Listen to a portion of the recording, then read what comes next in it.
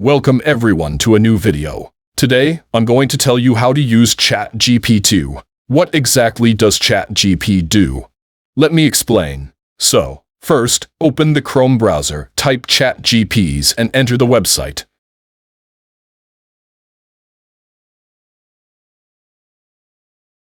It helps you with topic ideas, video ideas, questions, and a lot of other things. For example, I typed "give me story ideas for a horror YouTube channel" and you can see the results then.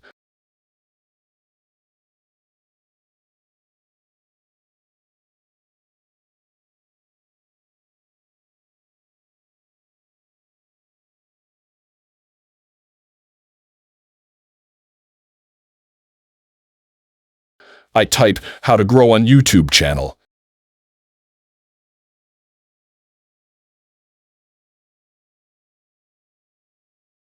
And you can see how many ideas and results it shows. So in this way, you can get in where see you so why it you so why to say stau on.